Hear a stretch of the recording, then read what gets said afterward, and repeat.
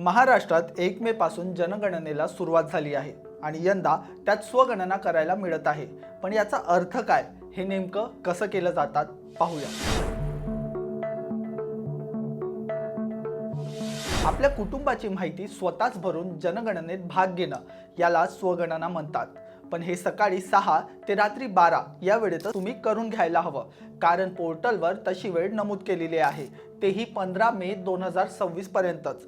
कारण महाराष्ट्रासाठी हे पोर्टल तोपर्यंतच चालू असेल। तसं हे खूप सोपं आहे, कारण यात कुठलेही डॉक्युमेंट्स अपलोड करावे लागणार नाहीत।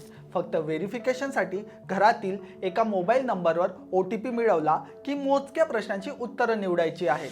पण स्वगणना करण्यासाठी पोर्टल कुठलं, तर http://se.census.gov.in। सर्वप्रथम स्वगणनासाठीचं SE म्हणजे सेल्फ इन्युमिरेशन पोर्टल उघडा। त्यात आपले राज्य म्हणजे महाराष्ट्र राज्य निवडा आणि कॅप्चा भरा। कुटुंब प्रमुखाचे नाव आणि मोबाईल नंबर नोंदवा। सोयीची भाषा निवडा आणि OTP द्वारे पडताळणी करा। भाषा फक्त एकदाच निवडता येते, त्यामुळे जपून भरा। त्यानंतर एक नकाशा दिसेल। या नकाशामध्ये योग्य मार्कर वापरून स्वतःच्या घराचे लोकेशन निश्चित करा। यानंतर काळजीपूर्वक प्रश्न भरा। तुमच्या घरातील पाण्याची सोय, विवाहित जोडपी किती, वाहन आहे का, घराची स्थिती अशा काही प्रश्नांची उत्तरं द्या। जर तुम्ही SC/ST प्रवर्गात असाल तर योग्य पर्याय निवडून तसं नमूद करा, अन्यथा अदर निवडा।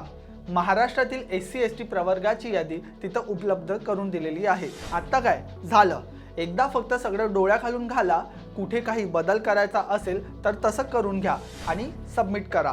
तुमच्या मोबाईलवर H ने सुरू होणारा तुमचा 11 अंकी SEID क्रमांक SMS द्वारे येईल, तो मात्र जपून ठेवा।